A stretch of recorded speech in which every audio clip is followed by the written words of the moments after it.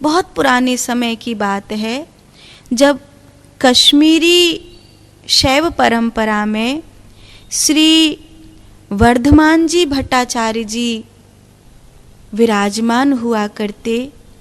उनकी परंपरा में श्री मथुरादास जी हुए। मथुरादास जी कहीं किसी तीर्थ में नहीं रहे। मथुरादास जी एक तलाजा नाम के गांव में रहे। तलाजा का नाम आपने पहले भी सुना होगा।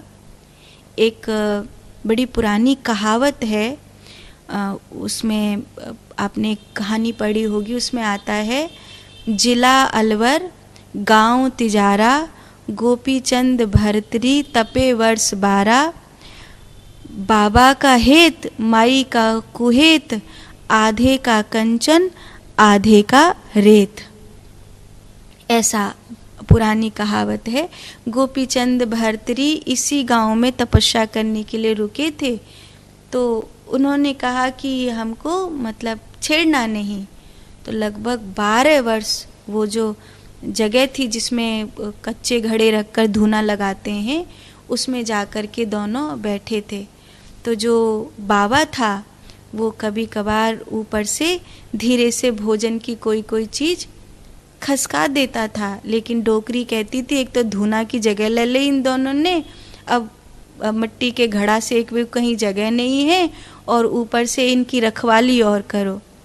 तो बाबा का हेत माई का कुहेत, आधे का कंचन आधे का रेत।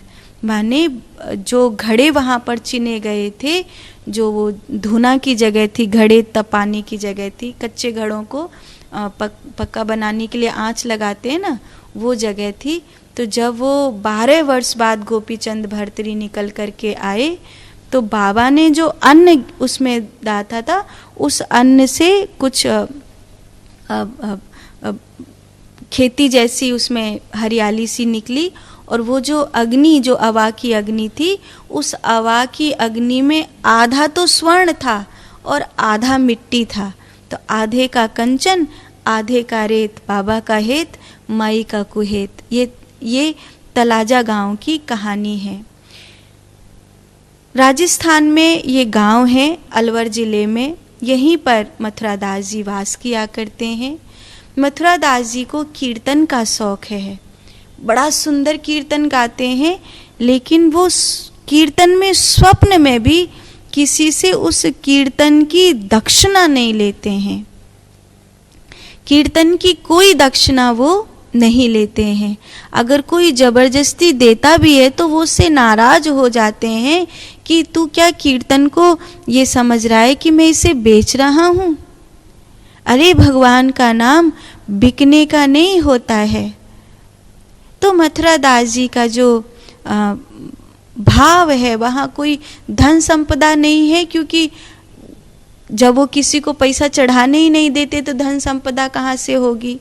तो जो लोग आते हैं वहीं वृक्ष के नीचे उनका जो डेरा है, एक घास फूस की सी झोंपड़ी है, वहीं अपना भजन कीर्तन करते हैं। ठाकुर जी विराजमान हैं। कोई ऐसा वहाँ पर आश्रम वैभव ऐसा कुछ नहीं है। मथुरादास जी कीर्तन के लिए बहुत सुप्रसिद्ध हैं। भगवान का कीर्तन तो उनके जैसे प्राणों में बसा है। एक बार एक चेटकी आया था, ऐसे वो साधु है, उसके पास एक सालिग्राम है।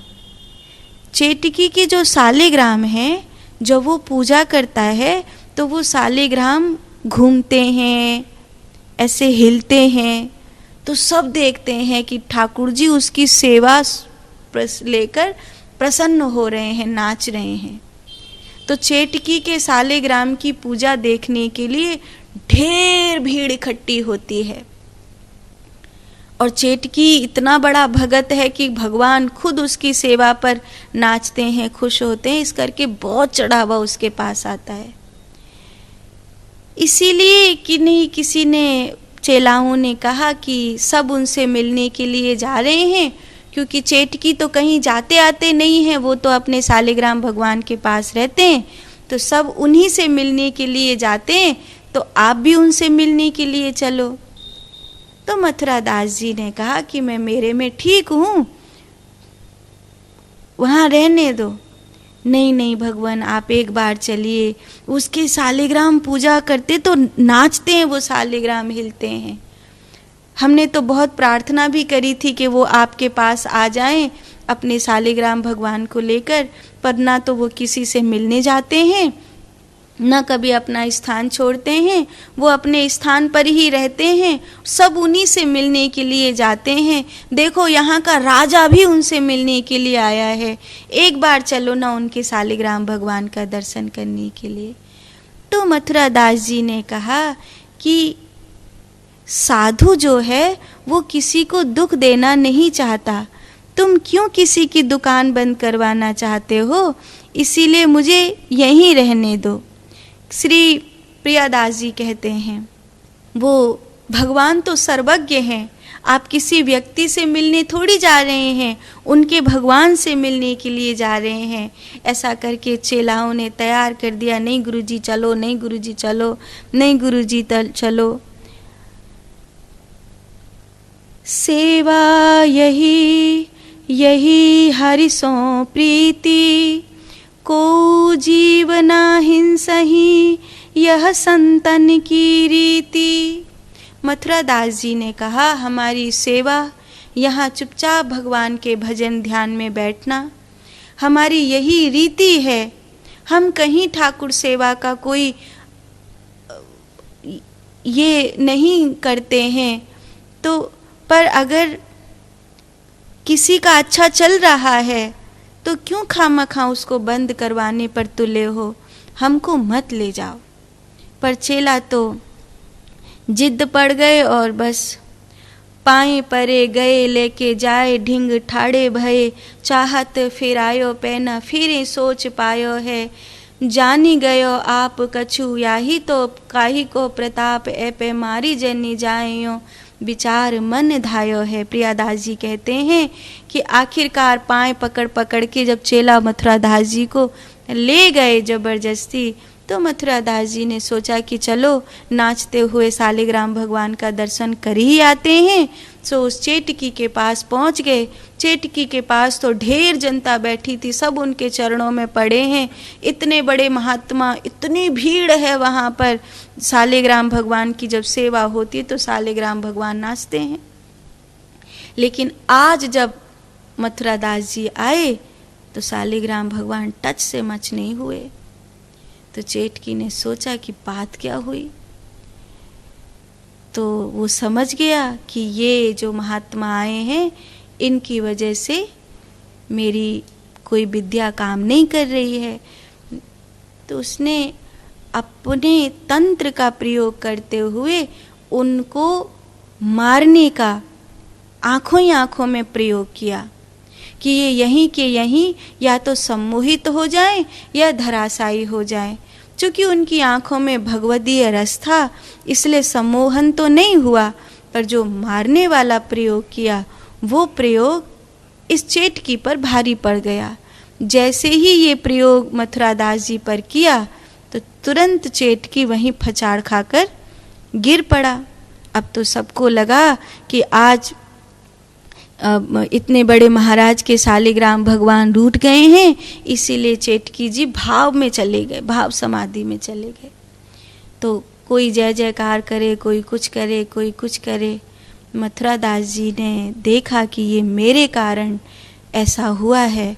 मथुरा दास जी ने ठाकुर जी से प्रार्थना करी, प्रभु चाहे धन के लिए करता है पर करता तो आपकी भक्ति का ही ढोंग है, ढोंग ही सही, पर इतनी सारी दुनिया को आपकी ओर लेकर जा रहा है। मेरे कारण इसके प्राणों को हानि नहीं होनी चाहिए। मथुरा दास जी ने हाथ जोड़कर भगवान से प्रार्थना करी और चेटकी से कहा, मित्र उठ जाओ, सब ठीक है। और इतना कहा कि चेटकी पुनः जीवित हुआ। ये बात चेटकी जान गया था कि इन्होंने ही मुझे जीवित किया है। चेटकी ने मन ही मन हाथ जोड़ लिए और इस भीड़ में मेरी हंसाई मत करवाना। ये सब मेरे सालिग्राम भगवान को बहुत मानते हैं, इसीलिए आप चाहो तो इस बात को यहीं की यहीं समाप्त कर सकते हो।